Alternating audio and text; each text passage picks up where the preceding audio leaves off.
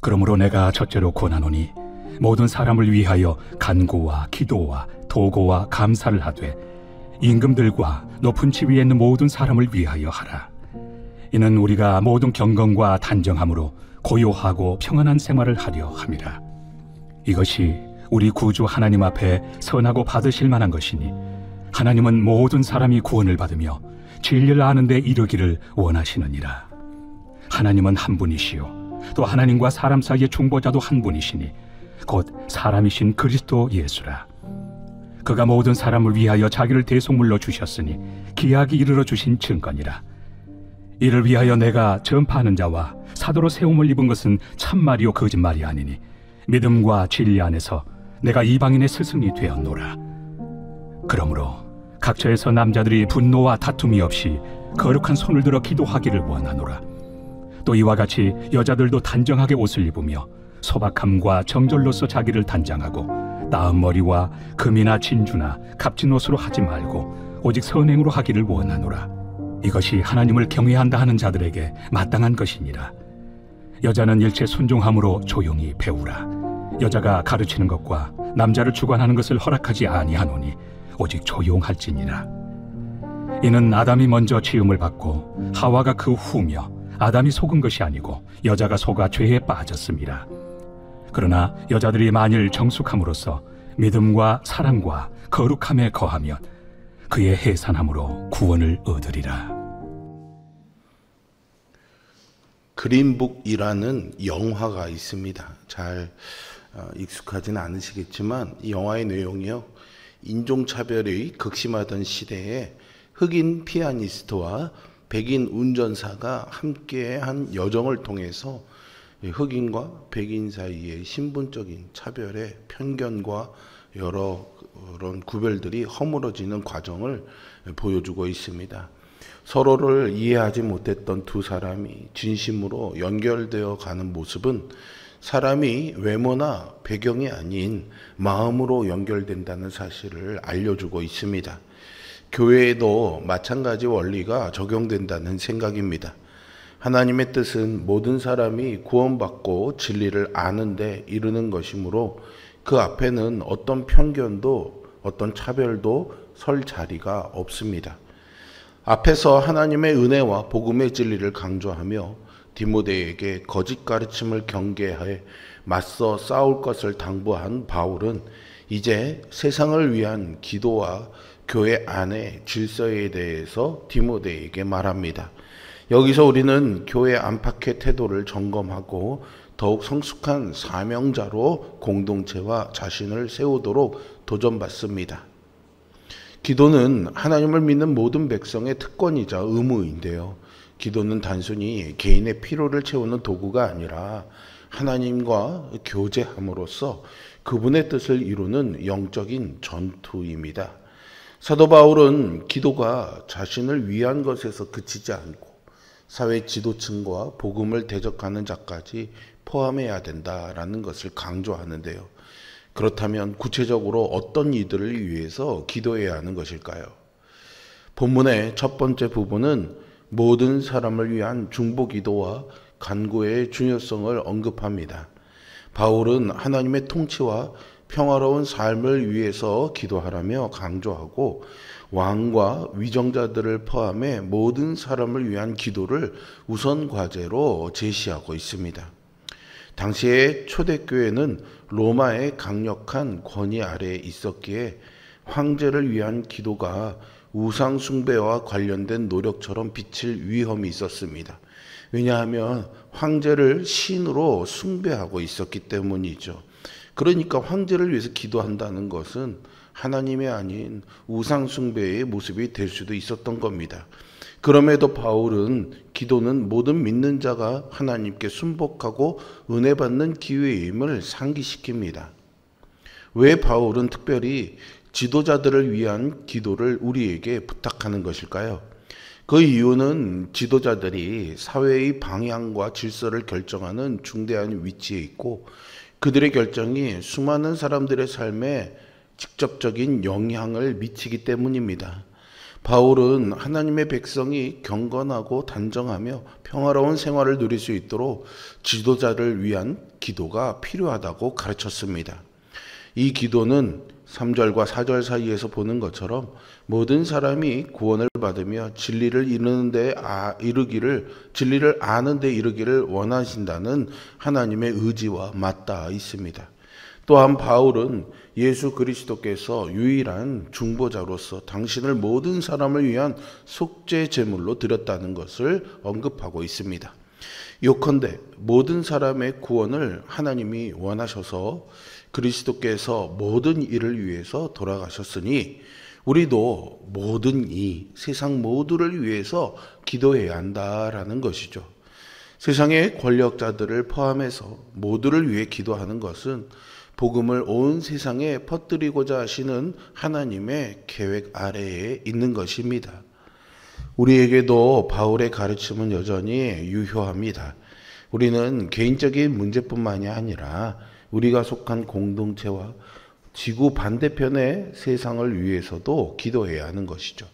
이것은 이념의 차이나 환경의 한계를 넘어서 하나님 중심의 사랑과 구원을 실천하는 자세다 말할 수 있습니다.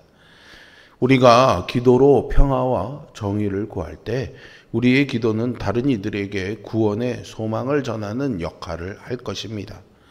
오늘날 우리 사회가요, 첨예한 정치적인 대립과 상호 적대감으로 인해서 갈등이 깊어지고 있습니다.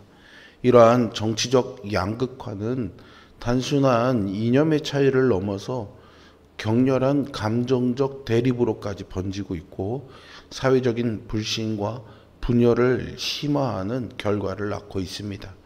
이러한 어두운 현실이야말로 우리가 더욱 간절히 기도해야 될 때임을 역설적으로 보여주고 있습니다. 우리는 정치 지도자들이 개인적인 욕망이나 편견에서 벗어나 하나님의 뜻을 따라 공정하고 책임감 있는 결정을 내릴 수 있도록 기도해야 하겠습니다. 우리가 정치하는 사람들 또 지도자들을 위한 그런 기도를 해야 되는 것은 선한 일이고 하나님이 기뻐하시는 일이라는 것을 잊지 마시기 바랍니다. 하나님은 우리의 간절한 기도를 도구 삼아 지도자들의 마음을 움직이시고 우리 사회를 하나님의 뜻에 합당한 방향으로 변화시켜 나갈 것을 믿습니다. 그러므로 자신의 정치적 성향과 특정한 지도자에 대한 호불호를 초월해서 우리 모두가 지도자들을 위해 또 위정자들을 위해서 간절히 기도하는 이 시간이 될 수 있기를 바랍니다. 기도는 단순히 개인의 필요를 호소하는 행위를 넘어 하나님의 사랑을 직접 체험하고 또 보여주는 영적인 행위라고 할 수 있습니다.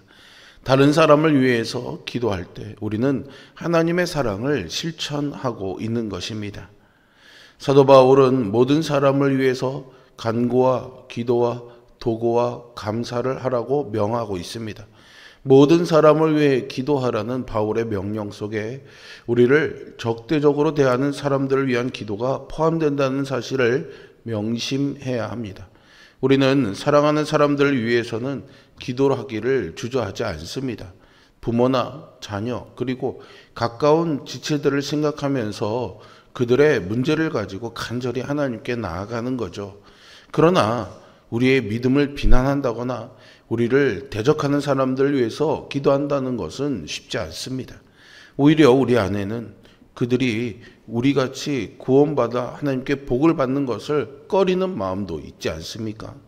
그럼에도 하나님은 모든 사람이 구원받고 진리를 아는 데 이르기를 원하시기 때문에 우리는 그들을 위해서 기도해야 합니다. 우리가 복음을 불신하고 교회의 적대적인 사람을 위해 기도하는 것은 하나님의 구원 계획에 동참하는 일임을 꼭 기억하십시오. 하나님은 특정한 계층이나 민족만이 아니라 모든 사람들을 사랑하시고 그들이 진리를 깨닫고 구원받기를 원하십니다. 우리의 기도가 그저 좋은 사람들, 친한 사람들의 관계 안에만 머물지 말고 모든 사람들을 포함하게 될 때 하나님은 우리의 순종을 귀하게 여겨주시고 이 땅에 그분의 나라를 확장해 나가실 것입니다. 우리는 모든 사람, 특히 교회의 적대적인 사람과 사회의 지도자들을 위해서도 기도해야 합니다. 이것이 하나님 나라를 위한 순종이고 경건하고 평화로운 사회를 만드는 길입니다. 하나님은 우리의 기도를 통해서 이 세상을 이끌어 가시고 변화시켜 주실 것임을 믿습니다. 그러니 우리의 기도가 세상을 변화하는 강력한 도구임을 기억하시면서 오늘 이 기도의 자리를 그런 기도로 채워나갈 수 있기를 바랍니다. 바울은 8절에서부터 성도가 예배하는 태도와 남성과 여성의 역할에 대해서 다룹니다. 바울은 남성들에게 화를 내거나 다투기보다 거룩한 손을 들어 기도하라고 8절에서 권면하고 있습니다. 당시에 남성들이 회당에서 종종 논쟁을 벌이고 종교적인 열정으로 분열을 일으키는 상황을 고려하면 이 말은 공동체의 질서의 주요 원칙인 평화와 하나됨을 뒷받침합니다. 여성에 대한 권면 부분은 역사적인 문화적인 배경을 이해하고 접근해야 합니다.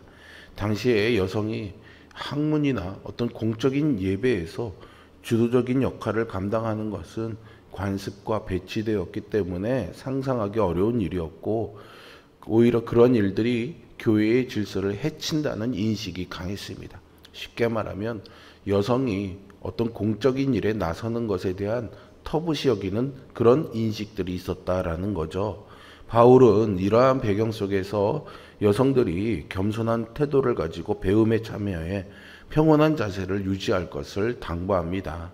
이것은 여성의 가치나 자유를 폄하하려는 것이 아니라 공동체의 질서 유지를 위해서, 또 그것을 통해서 복음이 왜곡되지 않고 올바르게 드러나도록 한 조치로 보아야 합니다. 특히 바울은 창조와 타락의 순서를 강조하면서 여성이 히브리 전통 안에서는 더 큰 책임을 가진 존재로 묘사되는 맥락을 언급합니다. 마지막 절에서는 구원의 길을 통해 모든 믿음의 여성이 사랑과 믿음을 실천함으로써 하나님의 사명을 완전히 이룰 것을 언급하며 소망을 전하지요. 남성과 여성 모두에게는 하나님 앞에서 공동체를 세울 책임이 있습니다. 성도 모두가 하나님의 순리에 순종하며 서로 존중한다면 교회는 성장과 화목을 이루어 하나됨을 만들어갈 것입니다. 하나님의 긍휼은 언제나 모든 사람을 향해서 열려 있습니다. 그러므로 우리는 편견과 특히 특권의식을 내려놓고 복음으로 모든 이들을 품어야 합니다. 바울처럼 복음을 위해 헌신하고 에베소 교회처럼 그 사명에 동참하는 공동체가 될 때 하나님의 기쁨이 우리 가운데 충만히 임할 것을 믿습니다.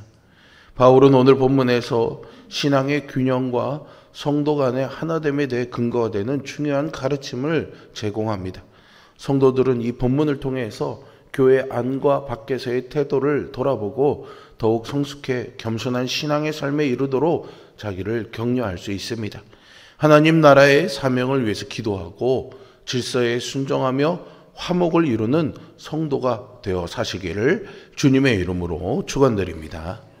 기도하겠습니다.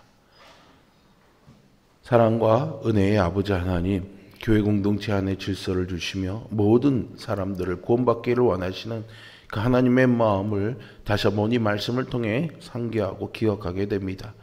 우리의 인간적인 편견과 또 차별의식과 또 개인적인 감정을 뛰어넘어서 모든 사람들을 구원받기를 원하시는 그 하나님의 마음을 따라서 지구 반대편에 있는 사람들도, 우리에게 적대적인 사람들을 위해서도 기도할 수 있는 성령 충만한 은혜를 구합니다. 내 감정으로는, 내 편견으로는 감이 떨어지지 않는 입술이지만 하나님 말씀에 순종해 입을 벌리게 될 때 하나님 나라가 나의 삶에, 우리의 공동체에 임할 것임을 믿습니다. 간절한 마음으로 부르짖도록 성령님, 우리에게 그런 내적 충만한 은혜를 허락하여 주시옵소서. 또한 하나님이 우리 공동체 안에 주신 질서에 순복하며 나 자신의 삶을 돌아보며 그 하나님의 질서에 순응하며 또 순복하며 살아가고 있는지를 돌아보며 오늘도 하나님의 나라를, 또 하나됨의 공동체를 이루는 하나님의 도구가 되는 나의 삶이 되게 하여 주옵소서. 예수 그리스도의 이름으로 기도합니다. 아멘.